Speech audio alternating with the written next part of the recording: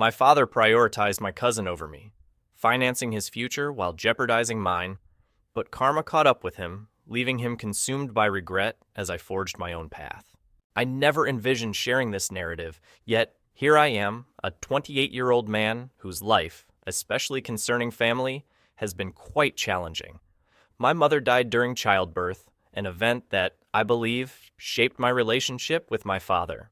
He never truly recovered from her passing and always held me responsible for her demise. Naturally, I have no recollection of my mother, but relatives have shared numerous stories about her excitement for my arrival. She had always yearned for motherhood and endured years of fertility treatments before finally conceiving me. This knowledge only intensifies the tragedy, her dream realized only to be heartbreakingly curtailed. Growing up, our house was overflowing with photographs of my mother. My father preserved everything exactly as she left it, as if the house were a memorial to her. Her clothing hung in the closet, her books remained on the shelves. It felt like living with the ghost of a woman I'd never know. I would sometimes sneak into their room, touching her belongings, desperately seeking a connection with the mother I lost. My relationship with my father, however, was starkly different. He was present physically, but emotionally, he might as well have been worlds away. He performed the basic parental duties, feeding, clothing, and ensuring I attended school, but warmth and affection were absent. No embraces, no expressions of love, not even a simple pat on the back for a job well done. I constantly felt like an outsider in my own home. Most days, my father barely acknowledged my existence, let alone engaged in conversation. When he did speak, it was typically to criticize or compare me to my cousin, Jake. Jake's father, my uncle, died in a car accident when Jake was 7, and my father took him under his wing. I remember the day we learned of my uncle's death. It was a rainy Tuesday afternoon. I sat at the kitchen table doing homework when the phone rang. I watched my father's face crumble as he listened to the voice on the other end. It was the first and only time I saw him cry. After the call, he sat heavily at the table, staring into space for what seemed like hours. Jake spent increasing amounts of time at our house after that. Initially, I was thrilled. I hoped having another child around might lighten the atmosphere and perhaps help my father open up. However, I soon realized Jake's presence exacerbated my relationship with my father. He'd often ask, "Why can't you be more like Jake?" Or, "Jake would never do that."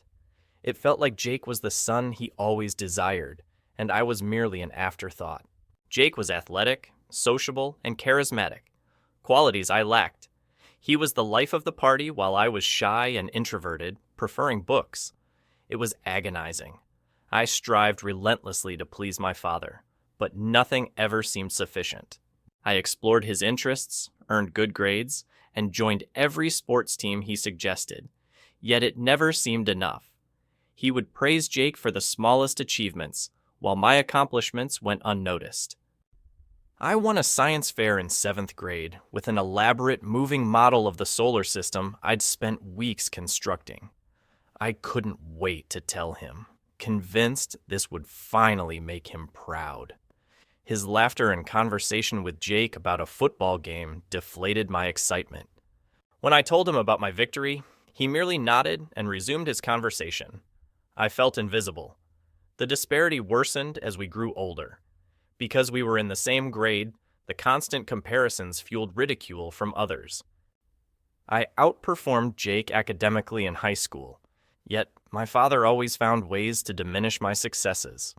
Well, Jake has more important things to worry about than just grades, he'd say. During one parent-teacher conference, my English teacher praised an essay I had written, telling my father it was one of the best she'd ever read from a student my age and that she believed I had a future as a writer. My father just grunted and asked if it would help me get a sports scholarship. The teacher looked perplexed, and I burned with embarrassment. Despite everything, a part of me still clung to hope, believing that if I could just find the right thing, the magic key to unlock my father's affection, everything would be all right. I chased that elusive dream throughout my childhood and adolescence. The ultimate blow came when it was time for college. I had worked hard, gained admission to a respectable university, and was ready to embark on my future. Although I knew finances were tight, I assumed my father would contribute something. How wrong I was. The day I overheard him on the phone with Jake, promising to cover his entire tuition, my heart sank. When I asked if he could help me as well, he looked at me as if I were crazy. Jake needs it more. I can't afford to pay for both of you, he said. Just like that, my college dreams evaporated. I tried to make it work anyway, juggling a part-time job at a local diner with my studies and applying for every scholarship I could find. I secured every scholarship I could find, but it wasn't enough. The pressure was immense. I juggled classes, worked long hours to cover expenses, and still tried to find time to study and sleep. Something had to give. After the first semester, I was forced to drop out. I simply couldn't afford it. My part-time earnings barely covered tuition. Meanwhile, Jake was living it up at a prestigious university, fully funded by my father. He'd share pictures on social media, his luxurious dorm room, his spring break trips, the new laptop my father bought him. Each post felt like a knife twisting in my gut. That was my breaking point. I packed my bags and left home, severing all contact with both my father and Jake. It was incredibly painful, but essential. I needed to escape that toxic environment. I could no longer endure living in the shadow of my deceased mother and the cousin who had seemingly replaced me in my father's affections. The past few years have been challenging, to say the least. I've taken on various odd jobs, doing whatever necessary to make ends meet. I've waited tables, worked construction, pulled night shifts at gas stations, anything to ensure I had shelter and food. It's been tough, particularly seeing Jake's social media updates about his amazing college experiences and the fantastic job he landed after graduation. But despite the hardships, I'm slowly building a life for myself, on my own terms. I now have a decent job. Nothing extravagant, but it pays the bills. I manage a local bookstore. It's not the career I envisioned, but I find comfort being surrounded by books. I'm also taking night classes at the community college, working towards the degree I've always wanted. It's not an easy path, but I'm doing it independently. Along the way, I've formed strong friendships with people who accept me for who I am, not who they want me to be. They've become the family I never had. We have weekly game nights, occasional camping trips when we can afford them, and support each other through thick and thin. It's far from perfect, but it's mine, and that makes all the difference. I thought I had left all that family drama behind, but life has a way of throwing curveballs. Yesterday, I received a call from an unfamiliar number. When I answered, I was stunned to hear my father's voice. It had been 3 years since we last spoke, and now he was asking for help. I'm still unsure how to feel, but one thing is certain. I'm no longer that child desperate for his approval. Update 1. A week has passed since my father's unexpected call, and I'm still processing everything. Speaking with him brought back a flood of memories, mostly unpleasant. His voice was different, older, wearier, more desperate. He started with small talk, asking how I was doing. It felt awkward and forced, as if he were trying to pretend the last few years hadn't happened. Then he revealed the real reason for his call. He needed money, a significant amount. Initially, I was too stunned to speak. This was the man who hadn't given me a penny for college, who had consistently favored my cousin over me, and now he was asking me for financial assistance. The irony was palpable. When I finally found my voice, I asked why he was coming to me. What about Jake, his golden boy? Shouldn't he be the one to help? My father paused, then mumbled something about Jake being busy with his new job and unable to assist. I couldn't help but laugh. After years of being told how much better Jake was, how he deserved the opportunities I didn't, now I was supposed to be the rescuer. I made my feelings perfectly clear. I told him to talk to Jake, his favorite. There was a long silence. Then he started to express regret for some of his choices, a desire to make amends. I cut him off. It was too little, too late. I had spent years striving for his love and acceptance, and now that he needed something, he was suddenly ready to play the remorseful father. I ended the call shortly after. A wave of emotions washed over me. Part of me felt guilty. He was still my father. But a larger part of me felt liberated. For the first time, I had stood up to him. I hadn't succumbed to the need for his approval that had driven me for so long. The next few days were difficult. I replayed the conversation, questioning my actions. I thought about all the times I needed support, and he was absent. It wasn't just the college tuition, it was the smaller moments when a child needs their father. School events, advice, learning to drive. He had been missing throughout. I remembered my first heartbreak at 16. Her name was Sarah, and I thought she was the one. We dated for 6 months before she dumped me for a football player. I was devastated. I came home that day, eyes red from crying, and my father was in his usual spot on the couch, watching TV. He barely glanced at me. I stood there for a moment, hoping he'd ask what was wrong, but he just grunted and told me I was blocking the screen. I went to my room and cried myself to sleep, or the time I got my driver's license. Most of my friends' fathers had taught them to drive, but not mine. I had to plead with my neighbor, Mr. Johnson, to teach me. When I finally passed the test, I excitedly came home to share the news. My father was in the garage working on his car with Jake. I showed them my new license. Jake congratulated me, but my father simply nodded and resumed explaining something about the engine to Jake. I don't think he ever let me drive his car. Another thought that troubled me was what kind of trouble could necessitate my father needing my money. He was always fiercely independent, almost to a fault. It had to be serious for him to reach out in this way. Despite everything, I was still slightly concerned for him. But then I recalled all the times I worried about my own future because I wasn't making enough money after being forced to quit college. What did he care then? I had to figure things out on my own, which I did. I built my own life without his assistance. Why should I help him now? I remembered the year after moving out, striving to start over. I relocated to a new city where no one knew me. I took any job I could find and rented a tiny studio apartment I could barely afford. I cleaned during the day and bartended at night. I was perpetually exhausted, but I managed to survive independently. Some nights, coming home from the bar, my feet ached and reeked of smoke and beer. I wondered if I'd made a mistake. I could have swallowed my pride, stayed home, and tried to mend things with my father. But then I remembered the constant judgment, the feeling of never being good enough, and I knew I'd made the right decision. As the days passed, I felt increasingly confident in my choice. By refusing his request, I was finally taking control. I wasn't the same child he could ignore and manipulate.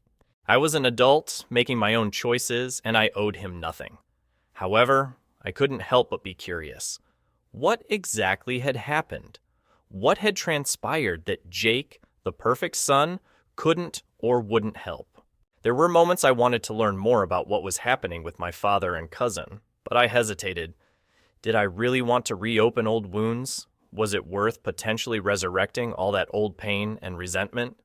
I considered contacting Jake's mother, my aunt. Although sometimes distant, she had always been kind to me. She might know what was going on. However, the last time I saw her was at a family gathering just before I left home. She had hugged Jake tightly, telling him how proud she was of him for getting into such a prestigious college. When it was my turn to leave, she offered only a weak smile and a pat on the shoulder. I decided against calling her. I'm still uncertain about my next move. As I write this, a part of me wants to forget the past and concentrate on building my own life. Yet, I can't help but wonder what's happening between my father and Jake.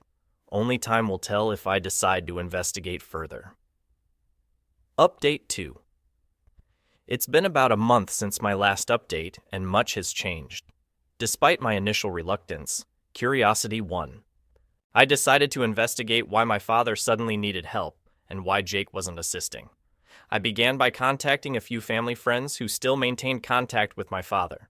At first, they were hesitant to divulge much, but eventually, I pieced together a fairly clear picture. I called Mrs. Peterson first. She had been my mother's best friend and had always been kind to me. She seemed surprised to hear from me, but was happy to chat. After some small talk, I steered the conversation towards my father and Jake. Mrs. Peterson hesitated, then sighed deeply before sharing what she knew. It turned out my father had gone all in on supporting Jake, far beyond just covering his college tuition. He had helped Jake with a down payment on a house, bought him a car, and even invested in a business venture Jake wanted to pursue. To do this, my father had taken out loans and maxed out his credit cards. He was drowning in debt, all to give Jake the life he believed he deserved. Mrs. Peterson recounted a conversation she'd had with my father a few years earlier. He had been boasting about Jake's successes, predicting he would become a successful businessman. When she inquired about me, my father had merely shrugged and said he hoped I was doing okay.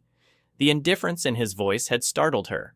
Next, I contacted my old neighbor, Mr. Johnson, the one who taught me to drive. He was always observant and filled me in on some more recent developments. Apparently, Jake had persuaded my father to invest in a startup he was launching with some college friends. It was some sort of tech company, but Mr. Ray Johnson wasn't sure of the specifics. What he did know was that my father had remortgaged the house to finance the investment. The kicker? Jake's new job, the one my father had proudly bragged about, wasn't going well. The business venture had failed, and Jake was now struggling financially himself. When my father turned to him for help with the mounting debt, Jake apparently claimed he couldn't afford to assist. Mr. Johnson had overheard an argument between my father and Jake a few weeks prior. Jake had arrived driving a flashy new car, and my father confronted him about the failed business. I admit, a part of me felt a perverse sense of satisfaction. After years of being compared to Jake, constantly hearing how I didn't measure up, it turned out the golden child wasn't so golden after all.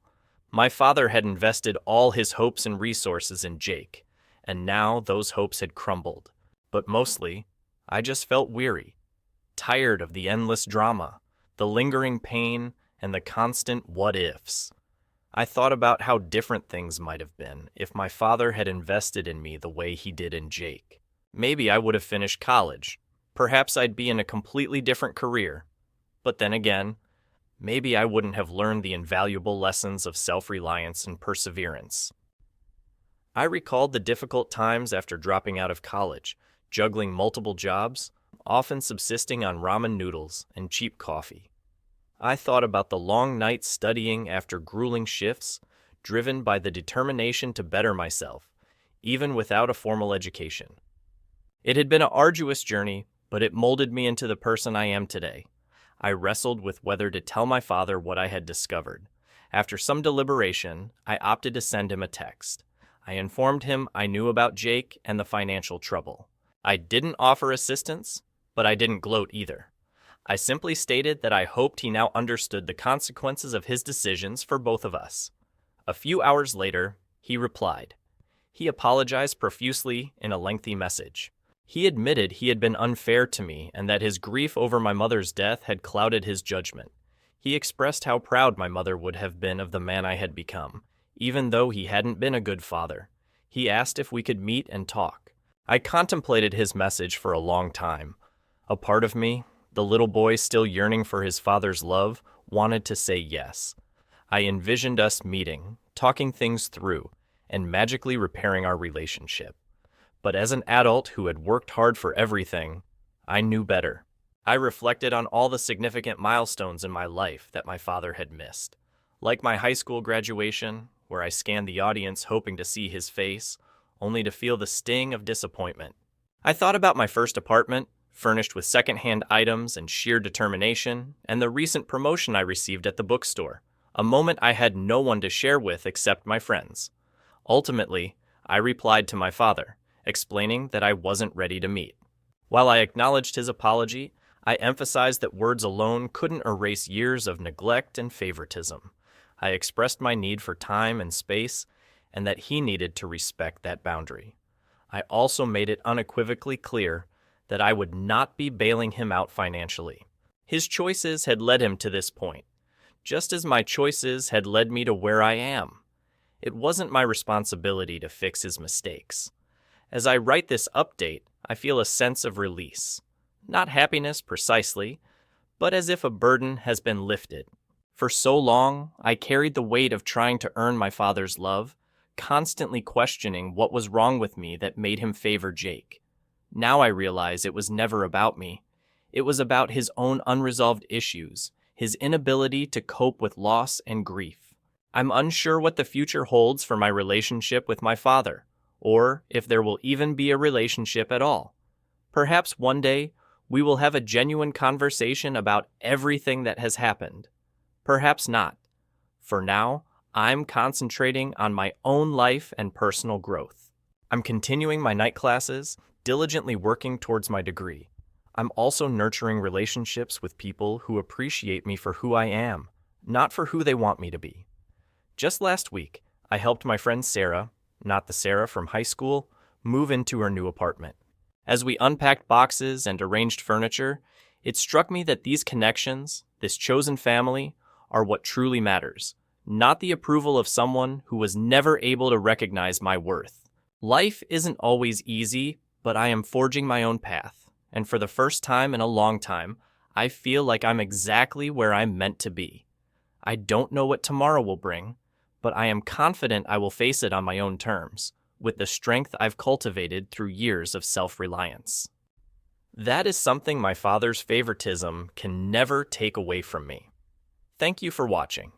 If you haven't subscribed yet, please do so and hit the notification bell to stay updated with more shocking real-life stories happening around you.